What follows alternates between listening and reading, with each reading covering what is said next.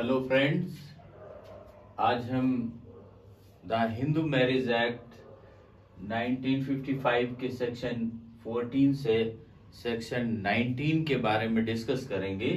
इसका सेक्शन 14 कहता है no petition for divorce to be presented within 1 year of marriage. अगर हिंदू दो पर्सन जिनके बीच में मैरिज हुई है और वह 1 साल के बीच में अगर डाइवोर्स का पिटीशन फाइल करना चाहते हैं तो इसमें स्पष्ट लिखा हुआ है before the 1 year from the date of marriage petition for resolution of marriage can not be accepted. वह पिटीशन कोर्ट एक्सेप्ट नहीं करेगा। अगर 1 साल के भीतर डिवोर्स की पिटीशन फाइल की जा रही है तो कोर्ट उसे एक्सेप्ट नहीं करेगा। लेकिन इसका एक्सेप्शन इसी सेक्शन में दिया हुआ है कि अगर उसे जो फाइल कर रहे हैं एक्सेप्शनल हार्डशिप, असाधारण कष्ट है उसे, या एक्सेप्शनल डिप्रावर्टी है, असाधारण दुराचारिता उसके साथ हुई है, देन द कोर्ट में accept petition with the permission of honourable high court. तो वो ऑनरेबल हाई कोर्ट या कोर्ट के परमिशन से उस पिटीशन को एक्सेप्ट कर सकता है।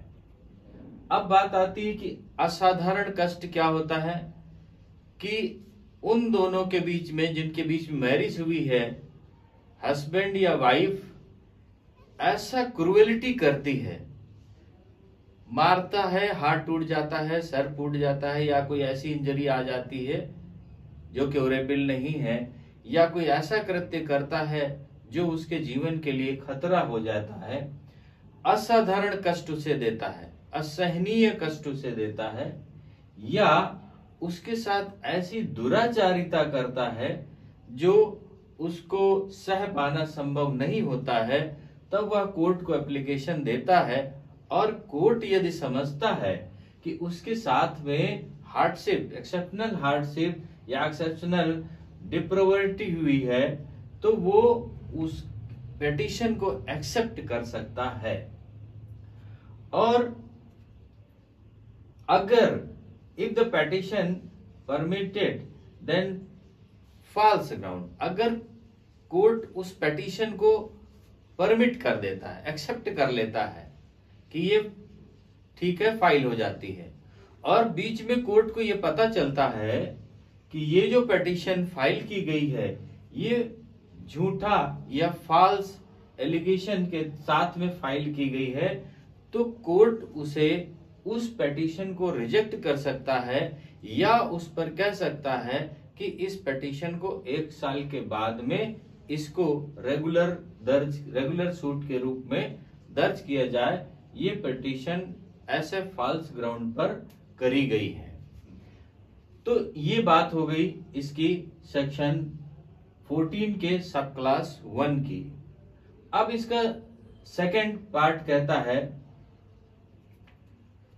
अगर ऐसी कोई पिटीशन फाइल करी गई 1 साल के बीच में तो कोर्ट पहले देखेगा क्या उन दोनों के बीच में कोई पॉसिबिलिटी है कि वह दोनों कंप्रोमाइज कर सकते हैं या कंप्रोमाइज के तहत मैटर सॉल्व हो सकता है।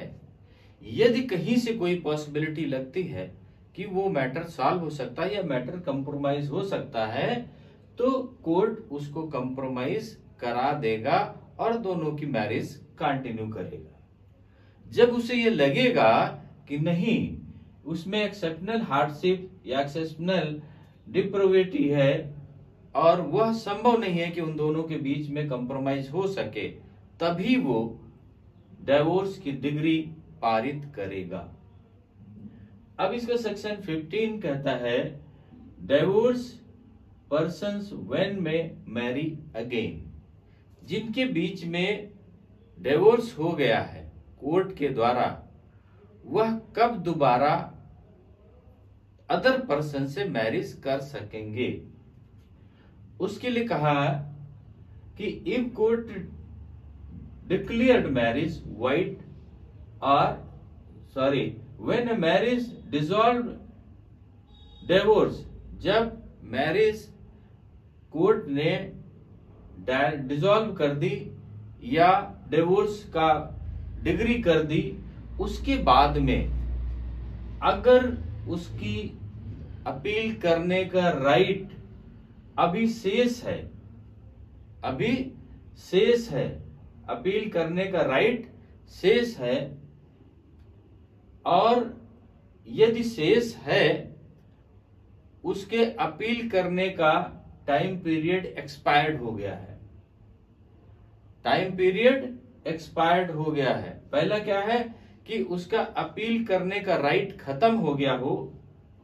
दूसरा, अगर राइट बाकी है अपील करने का तो उसका अपील का जो टाइम है वो टाइम एक्सपायर्ड हो गया हो। तीसरी बात कि उसने जो फाइल की अपील वो डिसमिस हो गई हो। 3 कंडीशन है, कब वो दोबारा किसी अदर पर्सन से या कहीं पर मैरिज कर सकता है। पहली कंडीशन है कि उसको अपील करने का राइट खत्म हो गया हो। सेकंड है कि अपील करने का टाइम खत्म हो गया हो। और थर्ड, अगर उसने अपील फाइल कर दी और उसकी अपील डिसमिस हो गई, अगर ये 3 कंडीशन है, then he can marry again, तब वो दोबारा मैरिज कर सकता है और ये मैरिज लॉफुल होगी, ये मैरिज कानूनी तरीके से वैध होगी। ये सेक्शन 15 में कहा गया। अब section 16, legitimacy of children of wide and voidable marriage.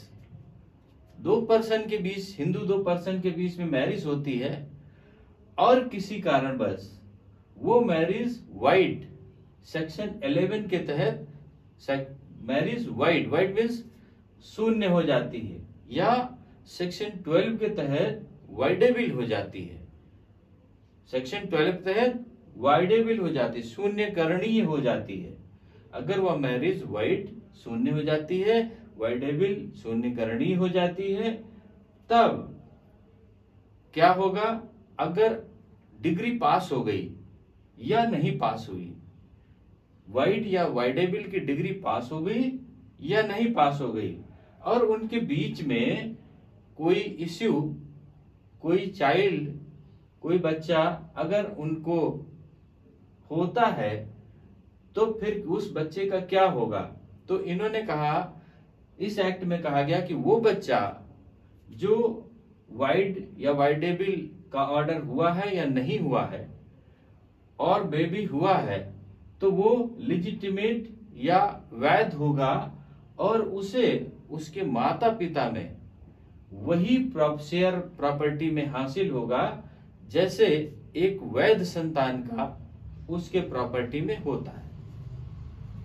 तो इसमें सीधी सी बात कही गई सेक्शन 16 में कि अगर 2 हिंदू पर्सन के बीच में मैरिज होती है और वो मैरिज दोनों के बीच में शून्य या शून्यकरणीय, वाइड या वाइडेबल है सेक्शन 11 और सेक्शन 12 के तहत, और डिग्री हो गई या नहीं हुई, उसके बीच में कोई इश्यू, कोई बच्चा हो जाता है, तो वह बच्चा वैध होगा और उस बच्चे का उनके माता पिता में वही अधिकार मिलेगा, वही शेयर उनके प्रॉपर्टी में हासिल होगा जो एक वैध बच्चे का अपने माता पिता की प्रॉपर्टी में शेयर होता है। ये सेक्शन 16 में कहा गया। सेक्शन 17 में पनिशमेंट ऑफ बाइगमी। अब ये क्या होता है कि कोई पर्सन जो मैरिज करने जा रहा है या मैरिज हो रही है, उस डेट पर उसकी हस्बैंड है तो उसकी वाइफ, अगर वाइफ है तो उसका हस्बैंड, अगर जिंदा है, जीवित है, मतलब पहले की शादी का हस्बैंड या वाइफ कोई जिंदा है, अलाइव है, then this types of marriage void, तब इस तरीके की मैरिज जो हो रही है वो क्या होगी? शून्य होगी। और वह व्यक्ति जो ऐसी सेकंड मैरिज कर रहे हैं, उनका हस्बैंड या उनकी वाइफ पहले मैरिज की जिंदा है तो वो आईपीसी की धारा 494 और 495 के तहत उनको दंडनीय अपराध होगा। ये सेक्शन 17 में कहा गया। एक बार फिर से रिपीट कर देता हूं कि अगर किसी की पहले मैरिज हुई है और वो दोबारा मैरिज कर रहा है, उस मैरिज जो दोबारा कर रहा है उस समय अगर हस्बैंड है तो उसकी वाइफ और वाइफ है तो उसका हस्बैंड जिंदा है, उसके जीवित रहते हुए उनको डाइवोर्स नहीं हुआ है, मैरिज कर ले रहे हैं, तो वो मैरिज शून्य होगी, वाइड होगी और वह व्यक्ति आईपीसी की धारा 494 और 495 के तहत सजा के भागीदार होंगे। इसका सेक्शन 18 कहता है punishment for contravention of certain other condition for a Hindu marriage. इसका सेक्शन 18 में है कि एक इसका सब क्लास ए सेक्शन 18 का clause 3 of section 5 with rigorous imprisonment which may extend to 2 years or with fine 1 lakh or both। अगर कोई व्यक्ति सेक्शन 5 के सब क्लॉज 3 का उल्लंघन करता है, हिंदू मैरिज एक्ट 1955 के सेक्शन 5 के क्लॉज 3 क्या है कि लड़के की उम्र 18 साल होनी चाहिए और लड़के की उम्र 18 साल होनी चाहिए और लड़की की उम्र मिनिमम 18 इयर्स होना चाहिए। अगर उसके पहले कोई मैरिज करता है तो उसे सेक्शन 3 का उल्लंघन माना जाएगा। सेक्शन 3 में जो कहा गया उसका उल्लंघन माना जाएगा और वह कठोर कारावास से दंडनीय होगा 2 साल के लिए। उसकी सजा 2 साल की कठोर कारावास से सजा होगी और उस पर 1 लाख का जुर्माना होगा या 2 साल का कठोर कारावास और 1 लाख का जुर्माना दोनों एक साथ हो सकते हैं। इसका सब क्लॉज बी कहता है कि अगर कोई पर्सन क्लॉज 4 और class 5 of section 5 of Hindu marriage act 1955, अगर कोई व्यक्ति हिंदू विवाह अधिनियम 1955 के सेक्शन 5 का सब क्लास 4 या सब क्लास 5 का उल्लंघन करता है, जैसे सेक्शन 4 में क्या कहा, प्रोहिबिटेड रिलेशनशिप। अगर कोई प्रोहिबिटेड रिलेशनशिप में मैरिज करता है वह, या सेक्शन 5 का क्लॉज 5 सपिंडर रिलेशनशिप फादर की तरफ से 5 पीढ़ियां ऊपर की तरफ और मदर की तरफ से 3 पीढ़ियां ऊपर की तरफ, इनमें से उनके बच्चे भाई बहन अगर आपस में शादी करते हैं तो सपिंडर रिलेशनशिप में आते हैं। अगर इन दोनों का उल्लंघन कोई करता है तो वह 1 माह का साधारण कारावास और 1000 रुपए का जुर्माना या दोनों से न्यायालय उसको दंडनीय अपराध दे सकता है। ये इसका सब क्लास बी कहता है सेक्शन 18 का। सेक्शन 19 क्या कहता है, court to which petition shall be presented. Court में जो पेटिशन है वो कहाँ फाइल की जाएगी, कोर्ट की पेटिशन कैसे फाइल की जाएगी, कब वह व्यक्ति कहाँ रहता होगा, कैसे फाइल की जाएगी। तो इसमें कहा कि पहली बात, द मैरिज वाज सोलमनाइज्ड देयर, वह शादी जहां पर हुई है, दोनों हिंदू पर्सन की मैरिज जिस जगह पर हुई है उसका जो क्षेत्र लगता है वहां का जो न्यायालय है वहां पर वो पिटीशन फाइल कर सकते हैं। दूसरी बात कहा, रिस्पोंडेंट वेयर लाइव, जहां पर रिस्पोंडेंट रह रहा है, जहां पर रिस्पोंडेंट रह रहा eight the time of marriage, या उस समय परमानेंट रह रहा हो, जिस समय पिटीशन फाइल कर रहा है, तो वहां का जो क्षेत्राधिकार, वहां का जो न्यायालय होगा, वहां पर वो पिटीशन फाइल कर सकेगा। थर्ड का वेयर लास्ट रेजाइड टुगेदर, जहां पर पति पत्नी दोनों एक साथ अंतिम बार रह रहे थे, उसका जो क्षेत्राधिकार, उसका जो न्यायालय होगा, वहां पर वो पिटीशन को फाइल कर सकते हैं। इसका फोर्थ कहता है इफ वाइफ पिटिशनर, अगर वाइफ केस को फाइल कर रही है, वाइफ जो है पिटीशन फाइल कर रही है, then where she is residing on the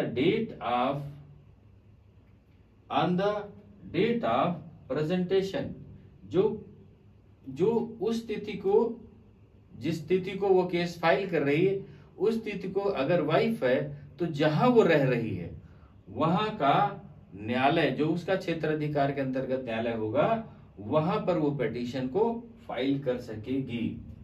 इसके बाद में कहा petitioner residing at the time of presentation of the petitioner in case, अगर कोई व्यक्ति, लास्ट में कहा गया इसका फिफ्थ वन, अगर कोई व्यक्ति ये एक्ट बनने के टाइम पर, लागू होने के पहले, वह व्यक्ति कहा आउटसाइड ऑफ टेरिटरीज, क्षेत्र के, यहाँ के बाहर निवास कर रहा था, और या वह 7 सालों से गायब हुआ हो, 7 ईयर से गायब हुआ हो, उसका पता न चल रहा हो, और 7 साल के बाद में वो लौट करके आया है। अगर ये 2 कंडीशन है, कौन सा, आउटसाइड ऑफ टेरिटरीज, यहाँ के बाहर रह रहा हो, और दूसरी बात की जब एक्ट बन रहा था उस समय वो 7 ईयर से गायब रहा हो, उसका कोई अता पता ना हो, उसके बाद लौट करके आया हो, तो जिस समय वो परमानेंट जहां पर रह रहे होंगे, वहां का जो न्यायालय होगा, उस न्यायालय में वो पिटीशन फाइल कर सकेंगे। तो सेक्शन 19 में बताया गया कि वो पिटीशन कहां पर फाइल कर सकेंगे, किस न्यायालय में फाइल कर सकेंगे, इसके बारे में बताया गया। तो फ्रेंड्स, सेक्शन 14 में बताया गया है कि 1 साल के भीतर अगर कोई चाहता है तो कैसे पिटीशन फाइल करेगा, वो कोर्ट एक्सेप्ट नहीं करेगा। लेकिन अगर उसे असाधारण कष्ट या असाधारण दुराचारिता है तो वो कोर्ट के परमिशन से उसको फाइल कर सकेगा। लेकिन अगर फॉल्स है तो कोर्ट रिजेक्ट कर देगा।